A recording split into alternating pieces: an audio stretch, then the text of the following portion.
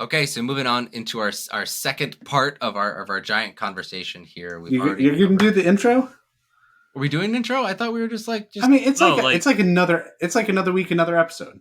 Is it?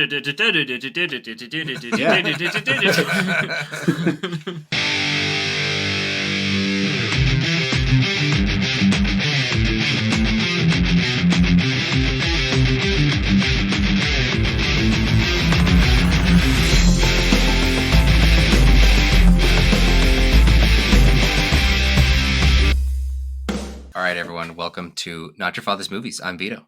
I'm Mike. I'm Dan. And I'm Jesse, and we are the Dad Fathers coming at you with some Spielberg energy again. Part 2. Part Dukes. Ooh, Dukes. Dukes is good. So in our previous episode...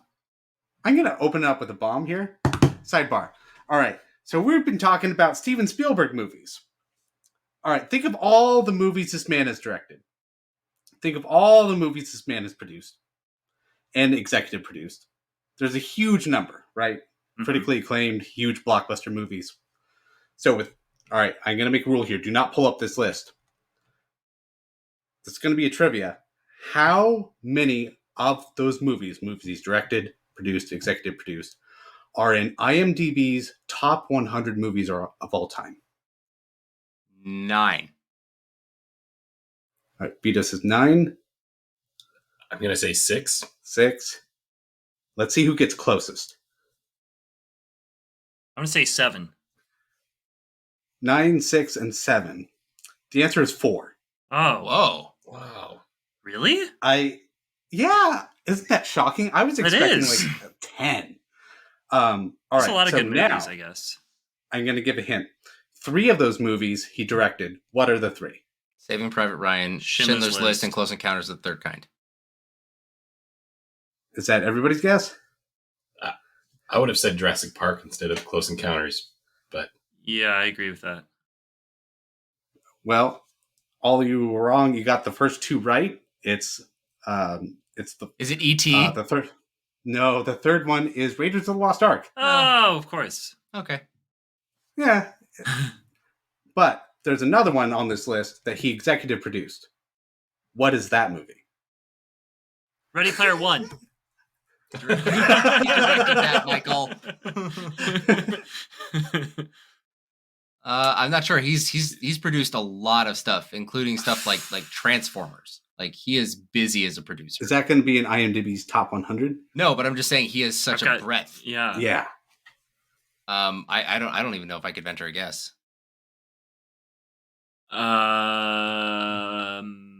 It's interesting. Shawshank. It's interesting you use the top 100 and not the top 250. That's interesting. It was easier for me to look. Oh, fair enough. 250 was too hard. Fair What's enough. the answer? Back to the Future. Oh. That is in IMDb's top 100 movies of all time. That's wrong. I'm sorry. That's objectively wrong. No. And it's ranked above Raiders of the Lost Ark. What? See, also wrong. What? That's crazy. So, at number 5, you have Schindler's List. Who's making these lists? IMDb, everybody. Users. It's the top. Yeah, it's the top rated your IMDb. fellow humans, Mike. Number 1 is Shawshank Redemption. I don't believe it. But he wasn't involved in that. And then number 22, that's Saving Private Ryan. Number, I think it's 46, is Back to the Future, and 75 is Raiders of the Lost Ark. That is a huge gap. That is not okay. Like, because IMDb Top 100 isn't just like top American movies. This is top movies worldwide. Yes. I don't even know if Back to the Future belongs in the top 500, to be frank. To be entirely frank. And certainly, Raiders of the Lost Ark has a strong case to be in that top 500. Yeah. And a strong case to be maybe even the top 300. But, man, okay. All right, well. Yeah, and no Jurassic Park. Yeah, it shocked me to see no Jurassic Park and no Jaws even. Yeah, Jaws is really surprising. Yeah. Yeah. Yeah. Or maybe even Lincoln. Lincoln could have been there. Lincoln could have been there. There's a sneaky case for Munich being in the top 500. I've still never seen Munich because everyone is like, well, watch Munich if you want a bad time. No, that's not true. Also, Catch Me If You Can. Oh, Not yeah! Great movie. That's an incredible movie. Anyway, I was expecting like 12 movies. It was 4. I was kind of shocked by it. I'm glad you all are too. I guess I'll end this sidebar. Yeah, definitely shocked. Definitely shocked. But the three that we're covering here are Jaws, Jurassic Park, and the BFG. We're taking a nice sampling of Spielberg's sort of creature movies, spaced roughly 20 years apart from each other. In our last episode, we did cast and crew and our first impressions and nostalgia of each one. And for this one, we're going to be going over some of our favorite scenes and some of the stuff we liked and didn't like about each movie. I guess to start, Jesse, because you are the originator of this series, would you like to share your favorite scene from Jaws? I think my favorite scene from Jaws is when it's after Chrissy has been eaten and Roy Schneider, he knows something. He knows there's a shark out there. But he's letting everybody go to the water anyway, and he's kind of panicking, watching everybody swimming. But he's just watching everybody swim anyway, and he's very tense about it the entire time. And then the shark finally comes, and the camera does that. I don't know what that effect is, but it's really cool. It's called a dolly zoom. It's where they push in on the face while zooming out at the same time. Oh. It's really cool. And the entire background just zooms in or zooms out, and his face goes in, and he's just horrified. And then you see this like gallons of blood come out from this little boy who's getting sucked down to the water. This is apparently the scene that made people in the theater vomit when they saw it at the time of release. And it's a crazy, violent scene because like the Chrissy scene at the beginning, right? She was like thrashing back and forth, and now you're just seeing buckets of blood. It seemed very different, and I think it raised the stakes of what the shark can do, and it made it more of a monster in my eyes. So that's my favorite scene. It's a great scene. It's a great scene. What about you, Mike? Ooh, what is my favorite scene? I feel like I've got a few contenders. Can I just say like the whole time that they're on the boat? So about half the movie? Yeah. That is half the movie. About 45 minutes to an hour. I think the scene when they're like they have encountered the shark already, and it's like nighttime, and they're all sitting around and they're drinking in the cabin. And they're sharing their stories, and Richard Dreyfuss and Robert Shaw are comparing their scars. scars, and they're drunkenly sort of like like falling on top of each other. I love that scene. It's really cool. Because you're watching these people who like they've set up this tension between the two characters, between Richard Dreyfuss, the oceanographer, I can't remember their names, and Captain Quint. Brody, Hooper, and Quint. Brody, Cooper, and Quint. Hooper. And like, you know, they're kind of like just one of them is the scientist, and the other one is like the working man, and they don't like each other, and they're butting heads and everything throughout, you know, most of the time that they're on the boat, and then at this point they bond and they start to become a team. It doesn't go that well afterwards, necessarily. Immediately afterwards, because they're all shit-faced. And the shark is crazy, but and Quint is crazy, but it's incredible. And then there's this breakdown where we learn about Quint's past and that he was in the USS Indianapolis. I love this. I love this so much. Yeah. I have this pulled up here. Just they didn't even lift us overdue for a week. Very first light, Chief. Sharks come cruising. So we formed ourselves into tight groups. You know, it's kind of like old squares in a battle like you see in a calendar, like the Battle of Waterloo. And the idea was shark comes to the nearest man, and that man, he'd start pounding and hollering and screaming, and sometimes the shark would go away, and sometimes he wouldn't go away. Sometimes that shark, he'd look right into you, right into your eyes. You know, the thing about a shark, he's got lifeless eyes. Black eyes, like a doll's eyes. Doll's eyes. So great. I love that line. Like a doll's eyes.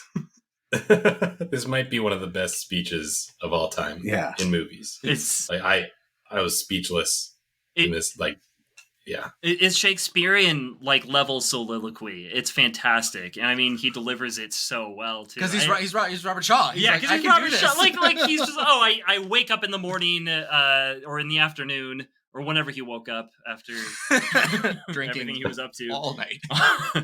and just like rolls out of bed delivering these lines. It's incredible, and like that's really my favorite thing in like a movie is like the soliloquy that breaks down the character and shows you like all of the different facets of their character. It's fantastic, and you get a sense that in a certain way, like Hooper and Quint are fighting for the soul of Brody throughout that time. Like Brody's the guy who has no idea what's going on with sharks or anything like that. He's not really like a manly man in some ways. He's scared of water, and they're both like, but he is like he's the sheriff. Like he is like a man. He's got a family, and he's like the good person in this movie. And they're both trying to get him to be like for them. And I don't know. It's a fantastic interpersonal scene that helps you understand everything before and gives so much to what comes afterwards, I think. Yeah, this is definitely my second favorite scene, and because I love the three men trapped on the boat. Same thing. Yeah. Same basic reason why I love the whole movie Master and Commander. Yeah. It's that dynamic kind of like boiled down for an hour. It's 12 Angry Men. Three guys. 12 Angry Men. Basically, right? Yeah. Men in a room. So 1,100 men went into the water. 316 men come out. Yeah. And the shark took the rest. Yeah. June the 29th, 1945. Anyway, we delivered the bomb. I love emotionally being able to finally like connect or have an excuse to like this Captain Quint a little bit, because there's no reason to really like him other than he's the guy who can do it. But now you're like, oh, that's terrible, man. That is truly horrendous. I've never heard of anybody living through what you just said. Of course you're like that. Yeah. Yeah. And then he kind of becomes much more of a protagonist from that point forward. Yeah, it's something that always blows my mind that more movies don't do. It's so obvious that if you want a character to have depth and you want the audience to care about them, you've got to do something like this. You've got to have them like tell a story about their past, or like have some really good dialogue between characters, or have a really good relationship. It's I agree. Like I thought this was just going to be a throwaway character that he was going to be the first one to go, and then this speech totally took me by surprise. I did not expect it. I thought the movie was winding down and the shark was going to be at their doorstep any second, and then it was like this bomb, for no pun intended, this bomb just landed right when I wasn't expecting it, and it was great. And then it also set up beautifully the fear that you have after this for all the characters, that once the boat is kind of stalling, or like they are going to be in this situation where they just have lifeboats or life jackets, and they're just fighting the shark just like he just described. So it's like it sets up that fear that you have for them of what their future will be if they don't get back to land. And also, for me, it gave like you were talking about how in the last episode, how unrealistic the shark looked. But when he says the shark had like a doll's eyes, and you really believe him in that moment, and then when you look at the eyes of the animatronic thing coming at you, you're like, those are really doll's eyes. That is very creepy. That is, they probably were. They literally were doll's eyes, which is why they work, and why him saying that actually helps solidify what's happening on screen. At least for me. Yeah. No, sorry. Just to clarify, I think I was saying how realistic it looked, not how unrealistic. I thought it looked really good compared to. You had the expectation of it being unrealistic because your friends said that you could see people pushing it, which I've never actually seen. I get too wrapped up in the movie to look for tiny shit like that. Yeah. Like in a bad movie, it's fun to do that, but this is very far. I feel like to do something like that, you have to approach it with like I'm gonna find all the problems, and I don't watch movies that way. What are you, CinemaSins? Like I try to like I'm gonna give you. Well, sometimes I'm a dick about watching movies. Like I'm Parasite, like Joe. I'm gonna poke every hole I can in this thing. Yeah, sometimes you get that hair up your ass. I don't know why. Sometimes. That's an amazing scene. It's also one of my favorite scenes too. I also like the part when Quint sings, I like to go swimming with bow-legged women. My wife was like, wow, this is PG. I said, honey, it's PG in like 1975. Like that doesn't mean anything. PG meant you could do literally anything. It's not G and it's not hardcore sex. It's good. Actually, it's Steven Spielberg is the inventor of PG-13 rating. Yep. Really? Which didn't come up till Raiders of the Lost Ark. Post. It was Temple of Doom. Yep. It was Temple of Doom. Because they wanted to rate that R. Yeah. It's like, this isn't an R movie. Yeah, it's not. It really isn't until that one part. He helped institute the compromise of PG-13, which is a great rating. And it's actually another movie too was that he produced that was pretty informative for that was Poltergeist that he maybe possibly also directed, but there's all sorts of arguments about how long Tobe Hooper was on set for that one. But yeah, he pushed the boundaries. He pushed the boundaries of what was acceptable and what wasn't, and like what kind of people could see his movies and enjoy them. Could little kids see Jaws and enjoy it? No. Nope. So we gotta invent something else though, because it has mass appeal. This isn't R. This isn't The Godfather, where 12-year-olds couldn't do this. 12-year-olds could totally enjoy Jaws. But we'll talk about that also in some nitpicks that I have. So wait, you've done your favorite scene. Yeah. Jesse's done his. Daniel. Yeah. I mean, the speech probably is my favorite. To choose a second favorite, I'm actually going to choose something might be surprising.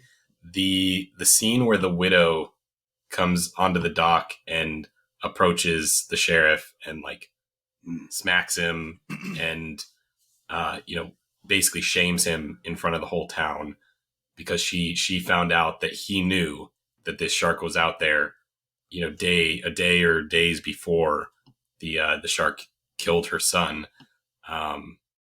That scene for me, that was the first scene that bumped this up to like, there's some deep stuff going on in this movie. There's like some really, really deep character developments and like the whole stuff with like the political, the mayor and everything. It definitely felt like it was trying to say something, like there were deep themes, but with the widow coming up and like shaming the hero of the movie, the guy that you are, the protagonist, and that you've kind of been seeing as like he's just doing his best, and to have her come up and smack him, and it really just, I thought it elevated this movie quite a bit. And at that point, I was like taking the movie much more seriously, and thinking about it more deeply about these characters and their motivations, and whether it's, whether he had made a mistake, or is this ethical, or is he compromising? And it just, I just love that whole scene and how it made me kind of watch the movie a little differently from that point on. Yeah, like that particular scene, and then the scene where his kid is imitating him at the dinner table. Yeah. He brought so much more depth to this protagonist, who was just like a chief of police afraid of water up until those two scenes. Yeah. Agreed. I love that scene, man, with the kid too. Like, that's what my kids do. Yeah. Yeah. Just watch you, mimic you, sometimes shamelessly. Yeah. I also love when he's pouring the wine and he just pours like a whole glass full. He just sits you gotta let it breathe. I'm like, I've been there. Not for something that heavy, but I've been there. Yeah, that's like I'm getting tanked right now. I think my favorite scene is a little bit just I mentioned it earlier in the last episode, but it is the ferry scene, because the ferry scene is the one when he is full speed ahead. This is a shark. We're going to shut down the beaches. Like, I got this expert from the Oceanographer Institute coming out. Like, I'm going to figure this out for my town, and I'm on a good track. And if he'd continued on that track, maybe things would have been a little bit different. But then his boss, the mayor, kind of comes down, and there was his flunkies, right? And they start to put the squeeze on him. Like, I don't think you really understand how this town works. We're a summer town. We're a beach town. You can't close the beach. and he's got that guy that's like kind of parroting everything that he says to the side, and the coroner's there like, yep, I would totally say that was a boating accident. And there's that unspoken question in the air, like, a boating accident at 2 a.m, and she just swam. She was just swimming in the quiet waters, and she didn't notice. She was so drunk that she got dragged underneath a boat and chopped up by the propellers. And then no fisherman came and reported this. Like, we're really going to say that that's more realistic than the fact that there's a shark. Yeah. And that's the kind of level of inhuman decency that we're working with here. That's what kind of sets up the mayor as, it really is a story about man versus nature, right? They have to conquer this rogue shark, but the real villain is the mayor. He's selfish, he's spineless, he's cowardly. Like that scene when he comes to the hospital and he's sweating and he's like dabbing his upper lip and it's like, oh, I can't, he's like rehearsing lines that he's going to say to people. Like, I was acting in the town's best interest. Just a terrible bureaucrat. And you see the frustration of Brody trying to deal with this fucker. I loved that scene. And it's also the first scene where you start to see some cool stuff with the camera. Because before this, like, we'd seen the mauling and killing of Chrissy in the water. But I don't think that looks particularly good. We'll get into this in likes and dislikes. Yeah. But then when we get to this, it's just a very quietly, technically proficient thing to do. I think it works on the way it like levels. follows them. Yeah, perfectly, cleanly. We see him pull the curtain. Yeah. I like that a lot. That's my favorite scene. That's what really got me into the movie. I had kids on the beach too. Yeah. Oh man, that like made you dislike him even more. Yeah. That's great. I'm in the same boat as you. No, you're not. No, you're not, you dick. And if you are, it's because of you. Yeah. Yeah, that's kind of what I was thinking. But maybe moving into I don't know. Should we move into a different movie, or do you guys have some follow-up ones you want to bring in? Let's go ahead and jump right into Jurassic Park, I think. All right. So pivoting from something that's just technically proficient into something that's actually really emotional. My favorite scene from Jurassic Park is the scene when they first come onto the park and they see the Brachiosaurus. And Sam Neill, like, he sees it out the window. Laura Dern's looking at the map, and he reaches over and grabs her face and moves it so she looks out. And they just pause, and there's a slow stand up. The camera begins to move upwards in a nice crane shot. And then we see what they're looking at as that John Williams score swells and breaks. That and the fumbling of the glasses off the face from Sam Neill's character. And then what's his Jeff Goldblum? You did it, you son of a bitch. You did it. And then, ladies and gentlemen, welcome to Jurassic Park. It was so beautiful because I was ready for a scary movie when I was a kid and I saw this movie. I wasn't ready for it to also be a movie about wonder.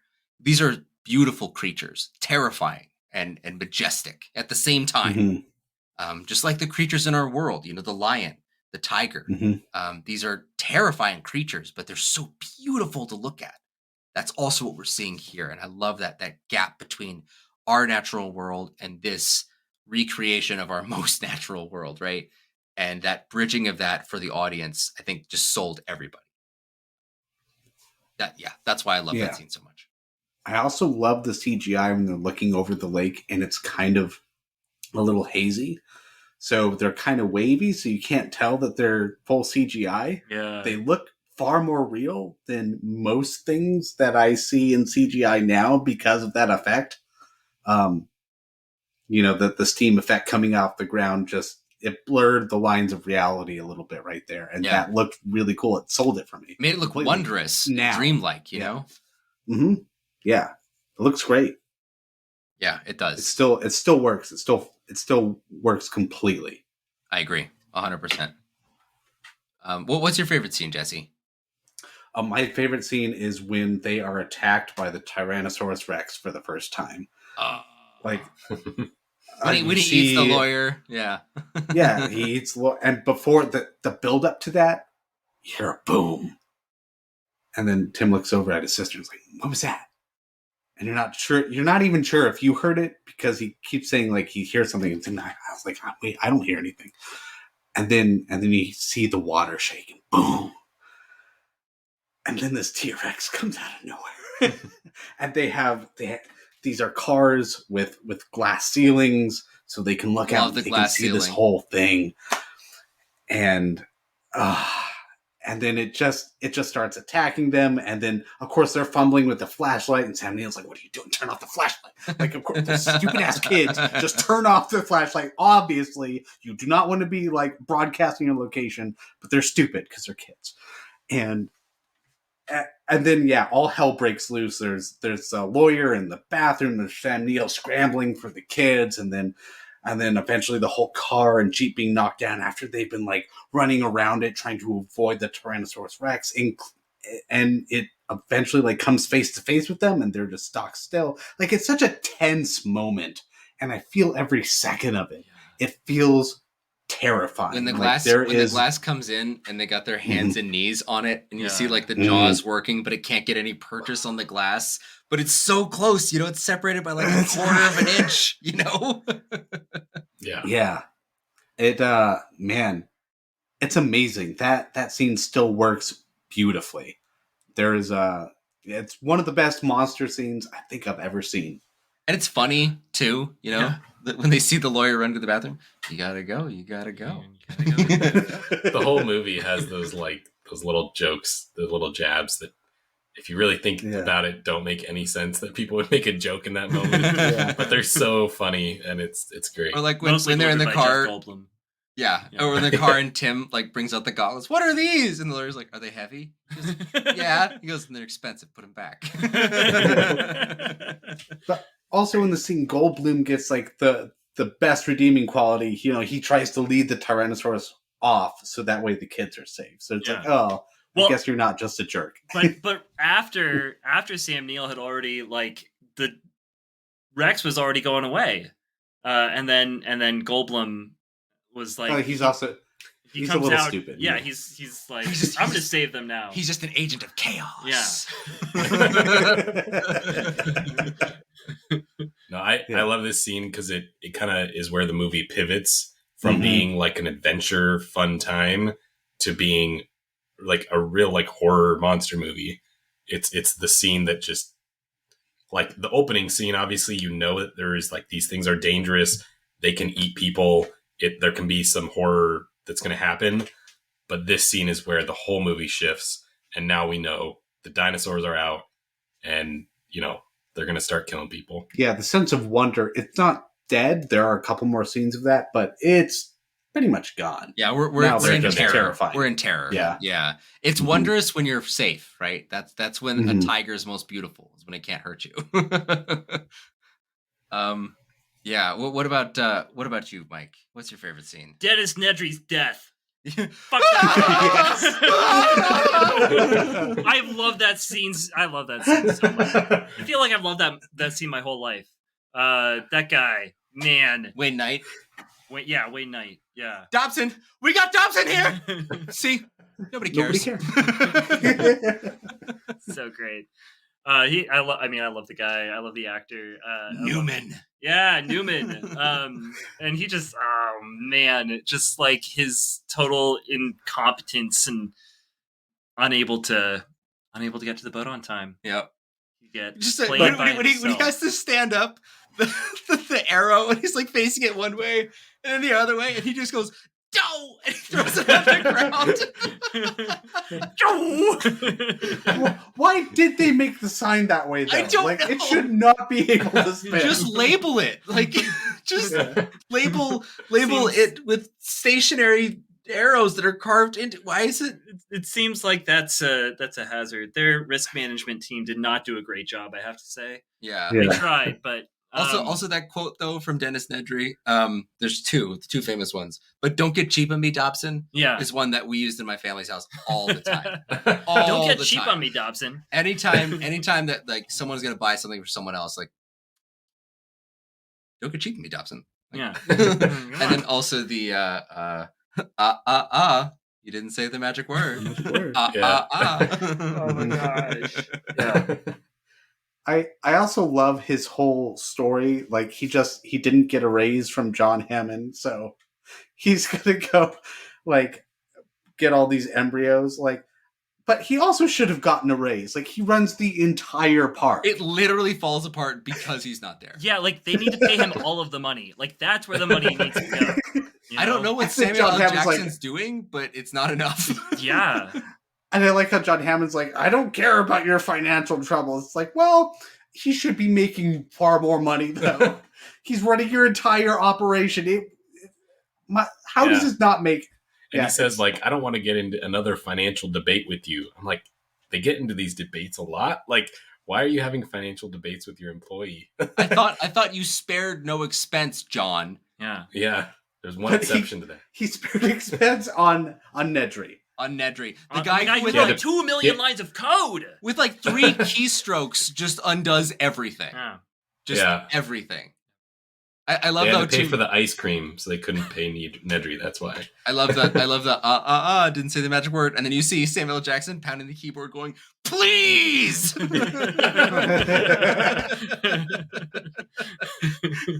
Hold on to your butts. Hold on to your butts. Ah, Fantastic. thank you. Man, this is Great. so quotable. This movie is Yeah. so quotable. Dan, what's your favorite scene? I mean, you guys have already said pretty much all of them. I'll say that the scene that like most affected me as a kid was the kitchen scene. It was so like that scene terrified me as a kid. If I imagined that scene in my head, I would immediately be scared of velociraptors. Like they've got to be around the corner of my house. That scene is so well made as far as like the expectations you have, the build up. You know that these things are incredibly dangerous and intelligent, and these kids just have no chance in the world to like get out of this kitchen alive.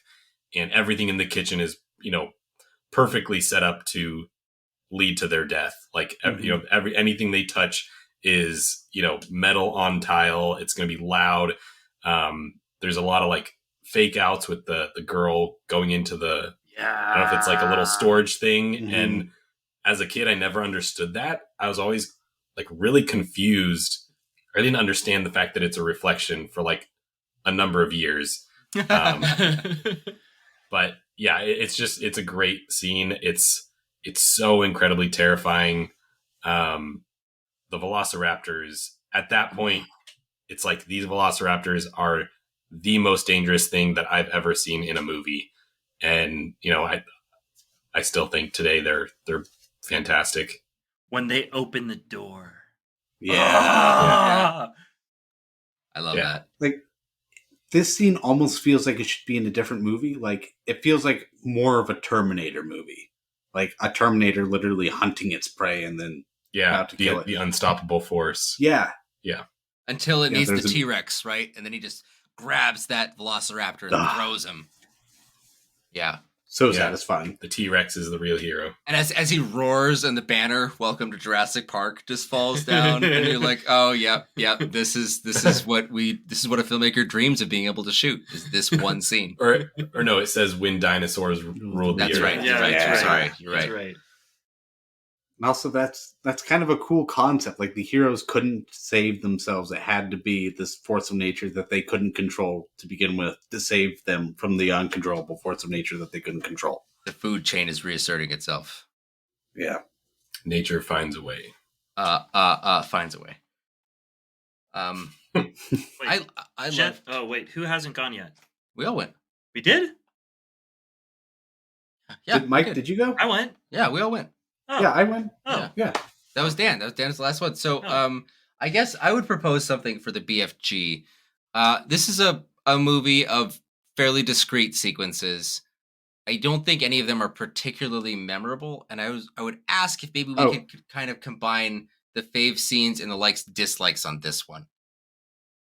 Well, I'm going to say my fave scene real quick. Go for it. The beginning when he gets the girl. Yeah, that's my favorite scene too. Yeah, that's my favorite scene.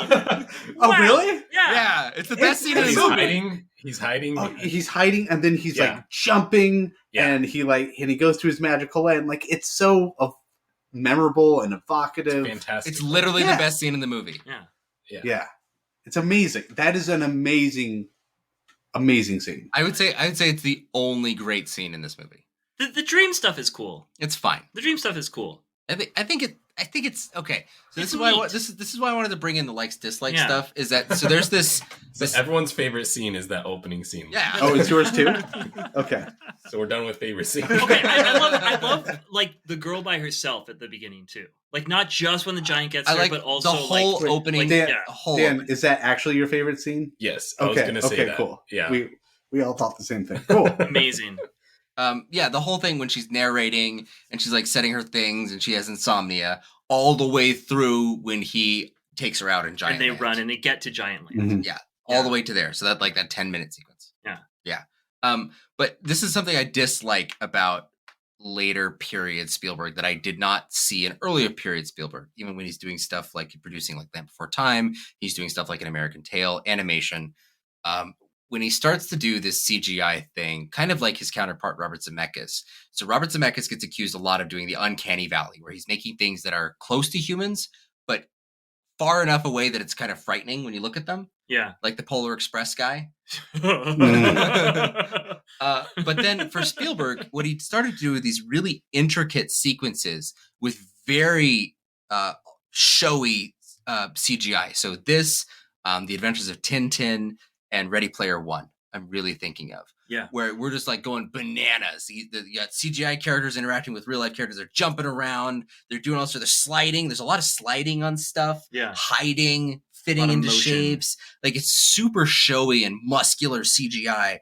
But at a certain point, when I'm watching it, I'm getting kind of bored because it doesn't mean anything. Yeah. There's no meaning behind action. I'm simply viewing computer animations interacting with each other. And not even in an excessively cool way. Like they're just moving around. There's a lot. It's really busy, but it's hurry up and wait, right? Like we're just getting to the next thing that's going to happen in the story with this little, 2-minute section. I think with the BFG in particular, like the one sequence that I can think of is when all the giants are trying to find her.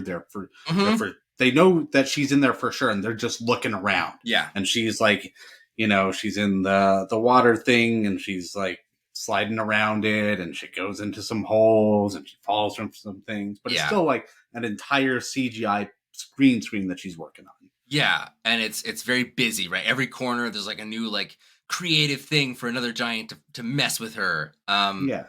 And I definitely got bored. I got bored watching that. Yeah. Yeah.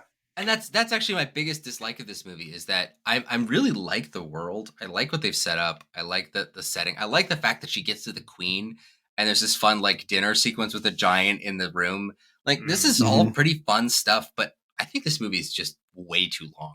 This movie is a solid half an hour, maybe even like 40 minutes too long. There's not enough story here.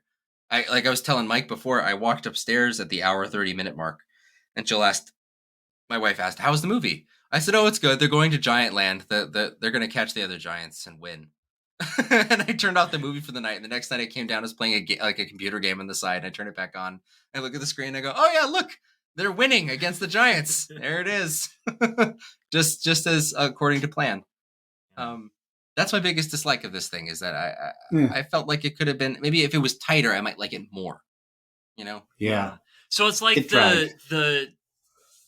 there's almost like like Steven Spielberg almost loves like the CGI too much. And he's like, "Oh, like this is what we want to see. Like how wonderful is it that we can do all of this incredible stuff?" Yeah. But instead of like the uncanny valley of like people being creepy because they're clearly not human. Yeah. And like they're close enough so that like we can't suspend our disbelief or something. It's that like the activities that are going on have so little weight and importance to like you lose like the fear factor that makes you interested in that kind of thing in movies that are like real in any way. And it starts just being like, oh, this is just some dude like, screwing around on his computer. Yeah. Yeah. The only stakes that they represent in the movie too are that the girl might get eaten, but she's like a child actor who's the main character. So there's no way that's going to happen. Is invincible plot armor. Yeah. Her plot armor is so strong that they could launch a cannon at her. Nothing would happen. But there also seemed to be something going on with the dreams. And that just never got through to me. Like, I'm not like, there was something about the dreams being released, and it felt like I should have felt something more about that. And I kind of didn't, because I didn't care about the dreams. Like, well, I guess you can go get some more. I know you said some of them are rare, but I don't know. You're immortal, so Yeah, wait like a few thousand years. He's got like this horn that it's never really explored as to what it does or why. Well, it's how he needs blows it. the dreams. I know, but we only see that one time. Yeah. But then it doesn't really seem necessary. Yeah, because the dreams, like, she can just like That's open it up and the dreams find the sleeper. Yeah. Yeah.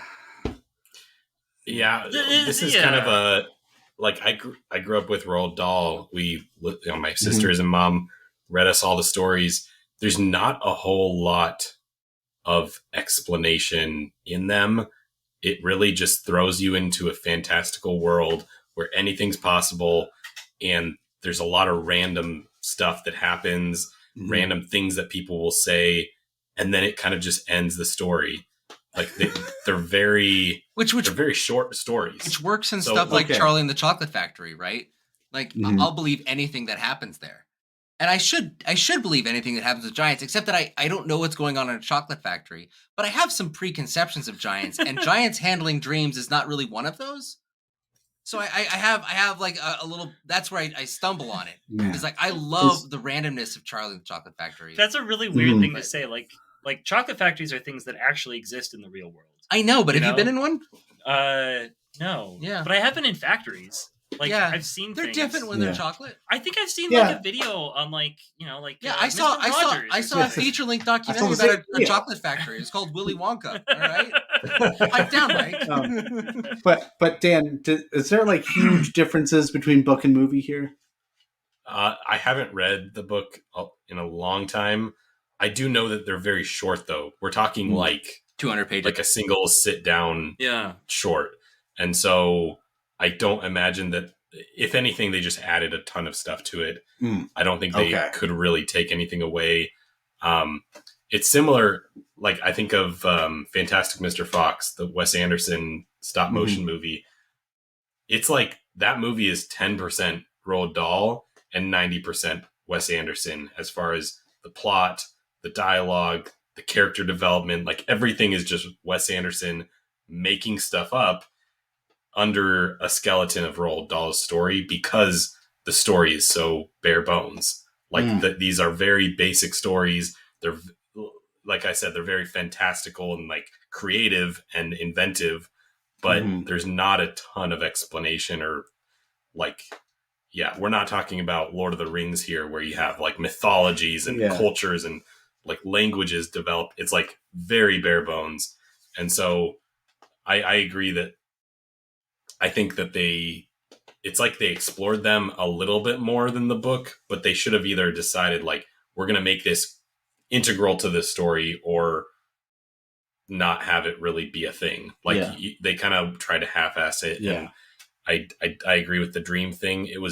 I love the visuals of it. I thought those were some of the most amazing CGI that I actually really enjoyed. Was like when they jump into the lake and it like flips over the world. I thought that was just really a cool visual, if nothing else. And the stuff where he's like sitting there with all of his dreams and making one big dream. I mean, it's a lot of fluff. It's a lot of just CGI, but I thought those scenes, I appreciated the CGI as just being like really beautiful. Yeah, I guess like, what I go ahead. I guess I'm trying to move along. So we're all doing like likes and dislikes for this movie, right? So dislikes for me are the pacing and the length, and then likes for this movie. I do like the CGI at some points, and also I really enjoy the voice acting here. Agreed. It made me realize what I don't like. That I don't like something about Pixar movies, which are Pixar. It seems like they mold the characters off the voices. And here it seems like the voices and the CGI kind of blend together to make a character far more realistically than Pixar does. It made me realize that I was missing that in Pixar movies, and I didn't realize that before. But I really enjoyed the voice acting here. I thought it was really well done. It sold me on these characters. I really believed Mark Rylance was playing a giant It wasn't like Mark Rylance voices the BFG. It was like, oh, that's Mark Rylance playing a giant. Yeah. You know, like the motion capture was so good. Yeah. And it looked so much like him with his mannerisms that I'm used to seeing, that I almost forgot a lot of times that he was a creation of computers. Yeah. Yeah, and then two of the giants, Bill Hader and is it Jermaine Clement? Mhm. Like both of those guys are fantastic impressionists. Like they know how to change their voice and do something crazy. And I think that's what you need for a voice acting to be really sold is when somebody's like has such a control of their voice to make it sound like I didn't even know this was Bill Hader. But it makes sense. It like made sense. I'm like, oh yeah, if I wanted to bring somebody in to voice anything, I'd probably pick Bill Hader. He's got such range. The voice of BB-8. What about others? Wait, really? Yeah. That's funny. What about other likes, dislikes, guys? Dan, Mike. I didn't like the Queen thing. I didn't like the ending of this movie. Like, I didn't like the I didn't like Queen. the ending. You didn't like the whole tea thing? No, dude, I didn't like. I like watching them all fart. I didn't like That the was farts. awesome. I didn't like the farts. The guy at all. farted and that whole tray like fell over. Yeah. Awesome. Yeah. But okay, like, so the thing is, I You see watched too like much of The Crown. I hate The Crown, man. It made me so The Crown. Okay, The Crown. I watch movies and shows. I love movies and shows that are depressing in the classical way about like people killing each other and like how the government is corrupt. Nothing has depressed me more than The Crown. Yeah. The Crown is the most depressing show that there has ever been made. Wow. Wow. Yeah, I can't watch it. I get too sad. But see, I just want to watch the Queen just rip a big one. I don't know. So I felt at that moment, I was like, oh, this movie is for kids. And that's why we've got all of these long sort of magical, like scenes of like the giant capturing the dreams. And like you said, that works in a story where you're just like, oh yeah, the giant captures dreams. And we're going to move right along from that. And when you're an adult watching a feature-length film and you're like, so wait, what is the logic of this thing here that we're spending a lot of time on? Like, I feel like I need to understand this more. Well, how about you get all the way off my back about that? Says the screenwriter. Exactly. But I mean, so I don't know. Like, it's just it went from being kind of a lovely little story to being like, oh, now we're going to use the Queen to save the day. I don't know. It just lost me. That last half hour does suck. I agree. And then we've got like the military coming in and saving the day. Blows. It's like, you know what's going to happen is that they're going to discover that this guy has dreams, and dreams can be used to power things. And so they're going to go and like enslave him to make dreams about, I don't know. It's like a different kind of Monsters, Inc. Yeah. You know? It's like a prequel to the Sandman series. Yeah, he is Morbius. Morpheus. Not Dr. Michael Morbius. So the Queen thing is what lost me. That was my dislike of the movie. And that's kind of like a bummer dislike. It's like, it's supposed to be the fun thing. That is a bummer dislike. You dislike the but, farts. Yeah, I share it. I cool. I think I'm mostly there. I think that's what I meant when I said I had pacing issues. Like, that just doesn't seem like it fit. It felt like it came too suddenly. It felt like a different movie all of a sudden. And like even the color change too. Like it was a lot. I mean, like it's way brighter. It's no longer magical.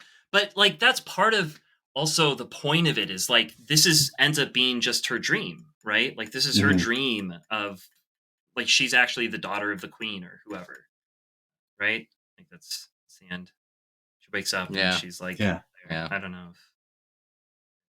No. I got to the end eventually.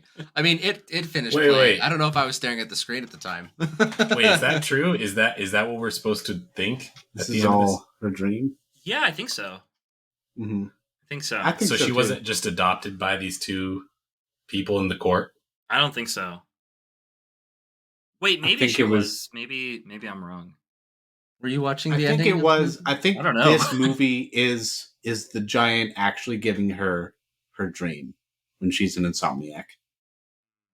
That's how I saw it. That everything happened, but then in the end, she got what she wanted, which was to have a family, have her mom and dad, and like that's why they implied anytime you saw I forget their names, like the lady that was waiting on the queen, and then the other guy, like they kind of had like little looks and glances, like they were into each other.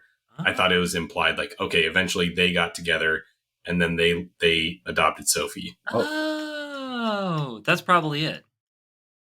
I like that a little better. I'm kind of sick that of is a like, little was all better. a dream? Well, it does not have an ambiguous ending that I dislike absolutely nothing in is Jurassic Park. Jurassic Park. I have no notes. I have noted this. This is perfect. This movie's perfect for me. Moving on from the BFG to Jurassic Park, I not a thing do I dislike. Everything I like. But something I do like, maybe setting up a future question here in a little bit, is as to what you were saying earlier, Jesse. I think this movie still looks beautiful. I think it's still gorgeous, even to this day. Almost 30 years later, still gorgeous. I think most of the CGI still works. There's a couple scenes where it doesn't. Most notably when they're like running among the dinosaurs in that field. And you see, even that's the only one that looks like it's aged to me. Even stuff like that. I mean, it's 30 years old, and I don't even know if I'd call it aged. I'd just say it's of its time. Like, I know it's a weird way of saying age seems to carry with it like a negative connotation. And I don't really feel towards this movie negatively that it doesn't 100% hold up. I think it's just amazing that it still holds up in any way. So what's an example of something from this time that you'd say had aged because of the CGI? Mortal Kombat. Okay. It came out in 1992. Looked like shit then. Looks even worse now. Yeah. Well, I wonder if that's like, I wonder if in the early 2000s we've been like, oh man, like Jurassic Park looks like shit now, I don't think I didn't. I don't. The thing I'm curious about is whether my kids will think poorly of it. Like, I mean, you can't help but notice it doesn't look as realistic as like if they did that same scene nowadays. Obviously, like it's still of its time, like you said.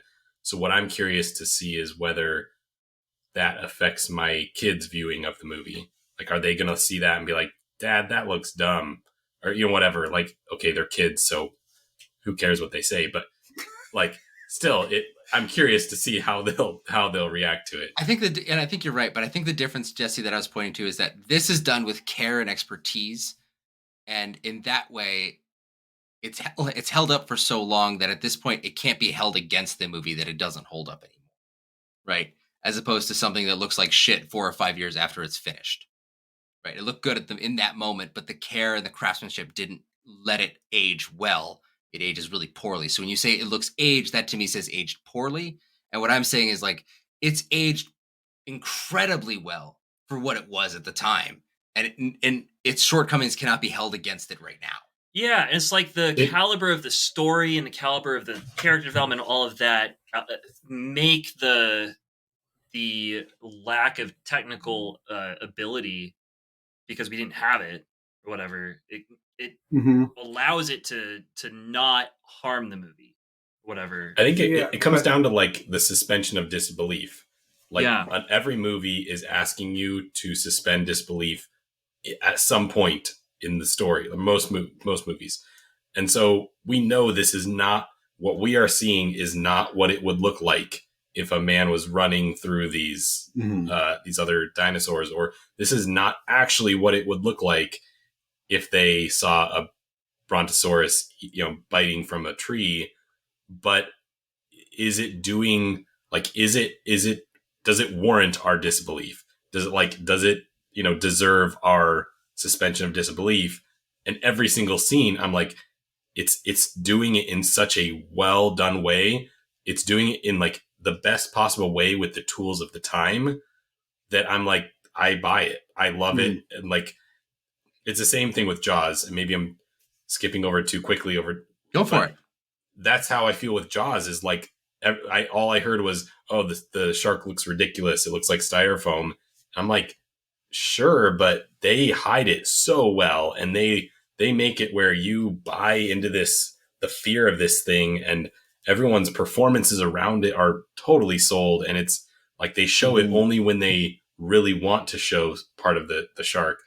And yeah, like it totally, and that's the reason I bring up Jaws is because I just recently watched it. I didn't grow up with it. So I'm not like, I'm not holding on to it for nostalgic reasons. Mhm. And I totally bought the shark. Yeah. Like, even though, sure, if like, yeah, it's not as realistic as whatever new shark movie's coming out tomorrow, it still is doing everything perfectly with what it had at the time. I agree with that. Yeah. Absolutely. I agree. I agree with that mostly for Jurassic Park, except for the scene where the things are like running around them. That's the only scene that, because for the most part, whenever you see the CGI creatures in Jurassic Park, they're kind of hidden. Like either it's dark or you have the steam coming up, so they're kind of blurred. Or there's another effect that kind of disguises them for a little bit. Mm-hmm. And suddenly that disappears and they're running amongst them. To me, that almost didn't fit with what had happened before and after. So it did make me not be able to suspend my disbelief as much as the other scenes. I mean, that's like, it's a small nitpick.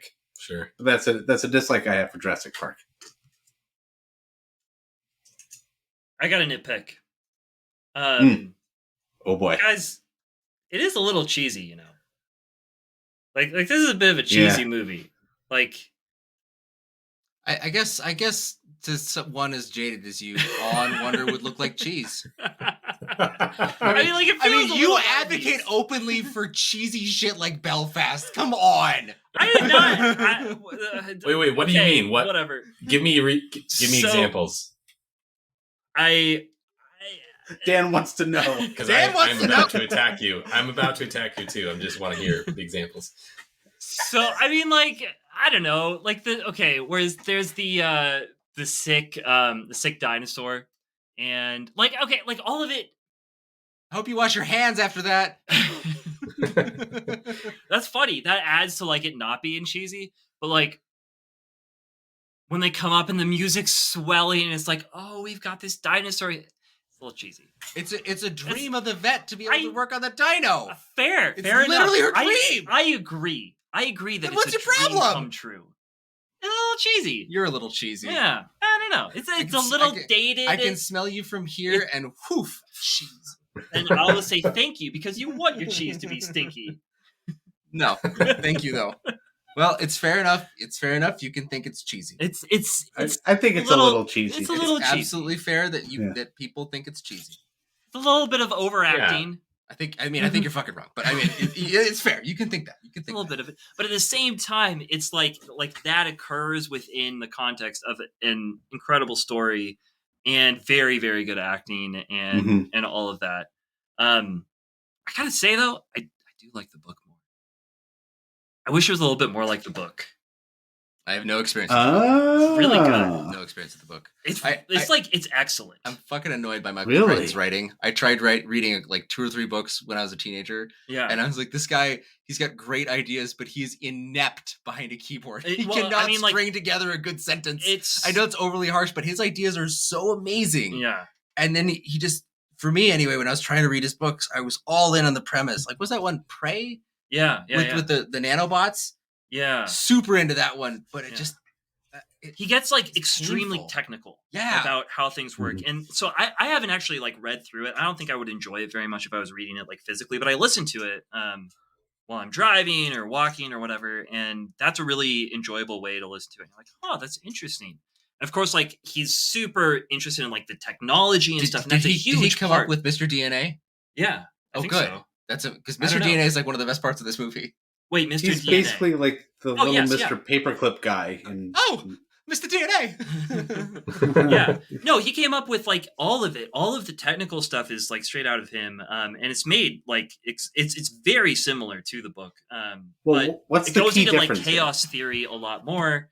And Dr. Ian Malcolm is a much bigger character in the book. I think that they obviously had to tone a lot of things down just because of the fact that they were trying to make a movie for people, for humans, rather than is he played by Jeff Goldblum in the book? pretty much. Is he goofy? Yeah, he's goofy, but he's like the sexy mathematician. I mean, that's Jeff Goldblum. Yeah, exactly. Like he is. Ian Malcolm is the same. It's the same character. It's the same. It's an excellent adaptation, but it is an adaptation, and because of that, like we lose a lot of things that I really loved in the book as an adult when I read the book, and missed when I watched the movie as an adult watching the movie.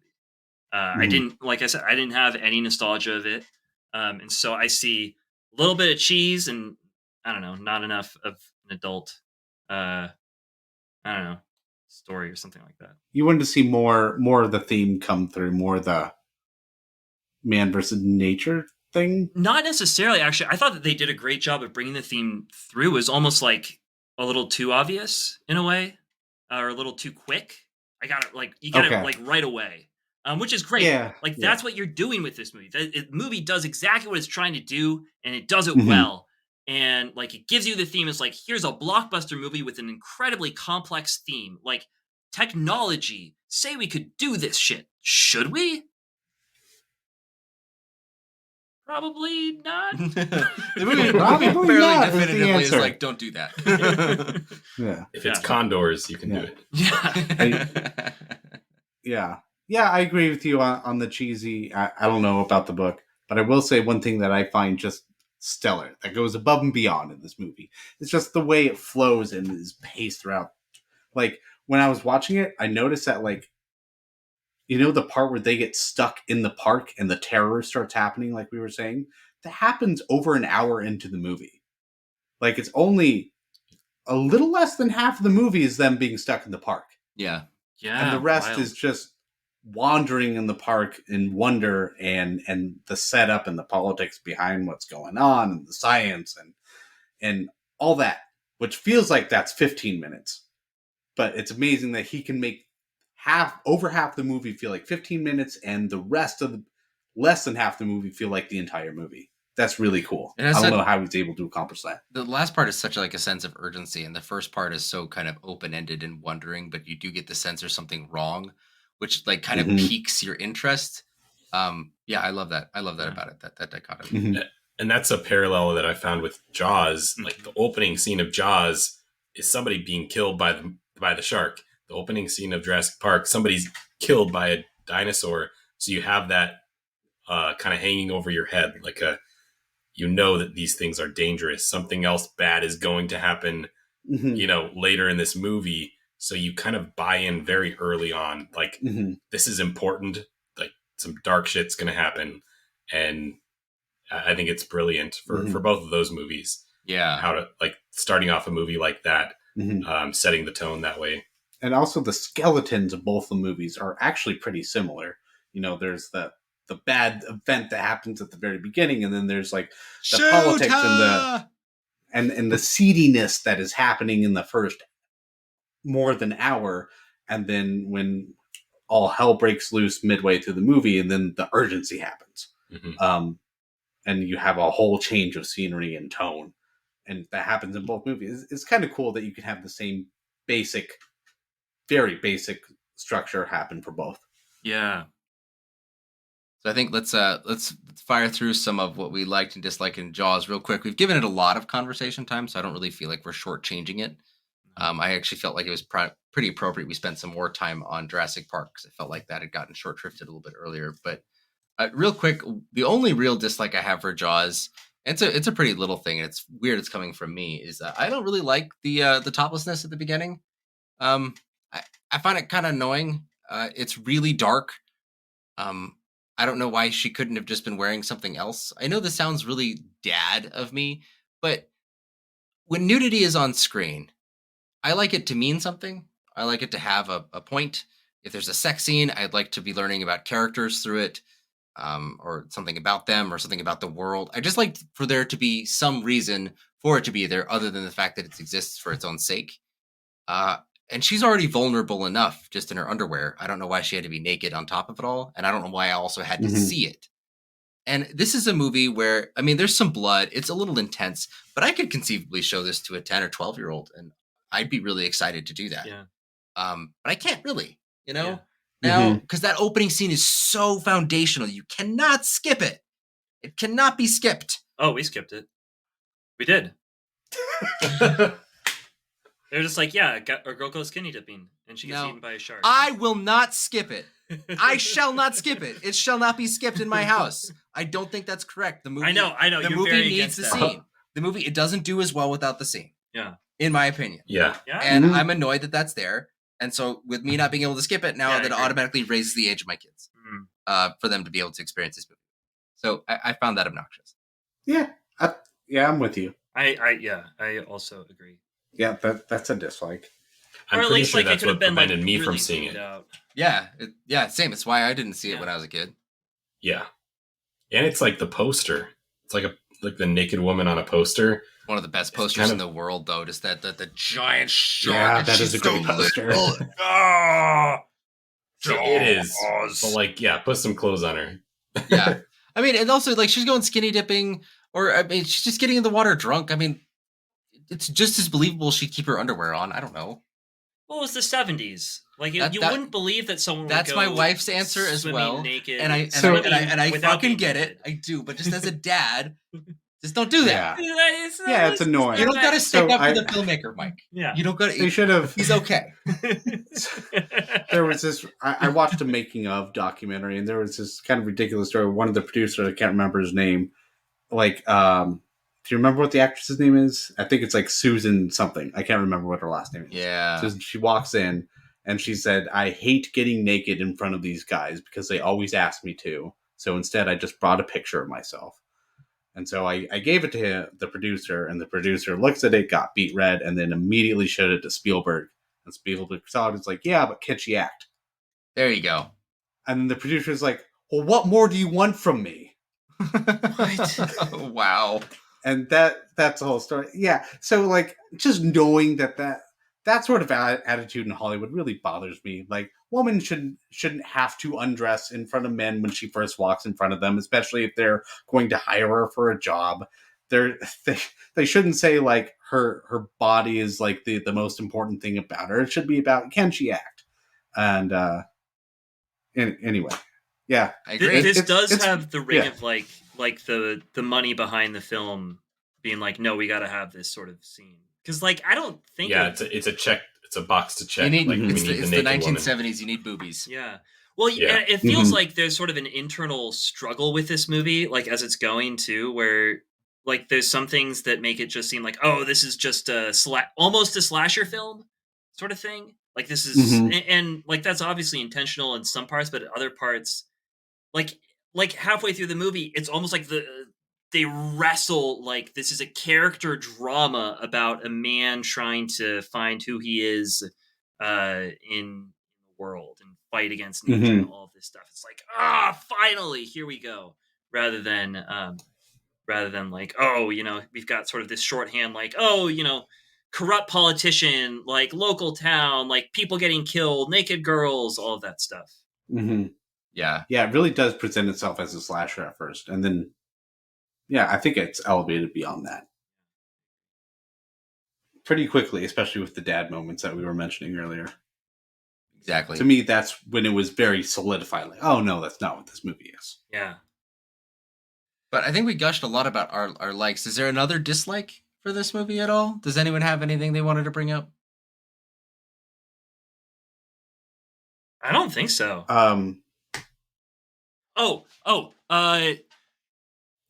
They're not really right about sharks, I think.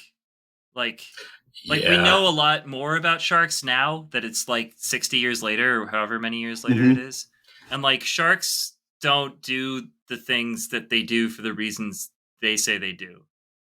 Oh, Yeah. Like they don't go after people, really. They go after things that look like Seals. seals and big turtles. That's why the surfers are not safe. Because Yes, those it's- cylindrical bodies. Yeah, like being on a surfboard or like being in a wetsuit makes you look like a seal. So like generally a shark wouldn't go after Yeah. just a normal swimmer. For me, stuff like that. There's this part of the movie that makes me forgive it for that, and that's when he says, "We don't even know how old sharks are." They're like they could like- be 1,000 years old. Like, oh Yeah, he has, but it's bizarre. How would they know? Yeah. What sort of research do you need to do underwater with what sort of technology to figure that out? You got Like, to you count need the you rings. You probably need to like tag these sharks and then track them for their entire lives, and that's not available at the time. So they were working with what they had, and what they had was an almost mythological creature involved. Yeah.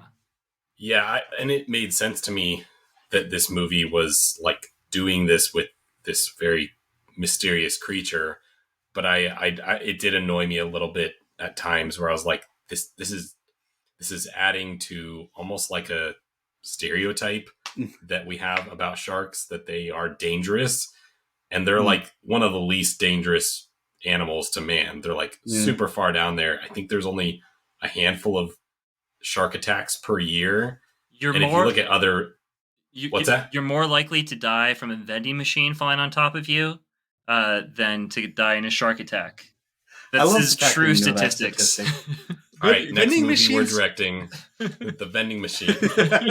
Vending machines are supposed to be anchored to the wall, so that just says that like the technicians are not installing them correctly. Yes, that is true. We had a vending machine at my high school, and you could get stuff out of it if you threw yourself against it really hard, and it almost fell on top of someone at one point. And that's when I learned the statistic. I was like, wow, that's amazing. And we went up and we looked it up, and you're like, that's true. It's amazing. There's like 3 people die from that every year on average for like the last 100 years or however long vending machines have been around.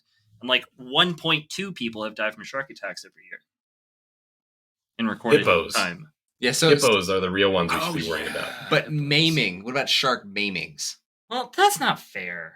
How many vending machines have maimed people? That's what I want to know. Let's do the comparison. They don't have to be mutually exclusive. I don't know if they track that data. They should. They should. Because so many people lose like arms and legs that's to sharks all the time. That's true. That's a fair point. But fair I'm just going to say, I think of it as the shark myth and not just the shark, I don't know, stereotype like you were saying. I like to say it's just a myth. No, I'm going to judge all sharks based on this shark. I mean, I think a lot of people. I'm gonna cross the street when I see a shark coming. Not in my neighborhood. Your kids can't hang out with sharks. No, they can't. Get out of here, sharks. Awesome. Well, I literally would say that to my kids. Like, you can't hang around with sharks, kids. I know you want to. They seem cuddly. They're not. They're not friends. Right. Also, they pee through their skin. Did you guys know that they pee through their skin? They did. That's pretty cool. I wish I had that ability. Sharks are actually really awesome. TMI sharks. TMI. But that's a nitpick. It's not a real problem, and I really like this movie a lot. It's my favorite of these 3. But do we have any more likes and dislikes, or I think that's the end of the episode.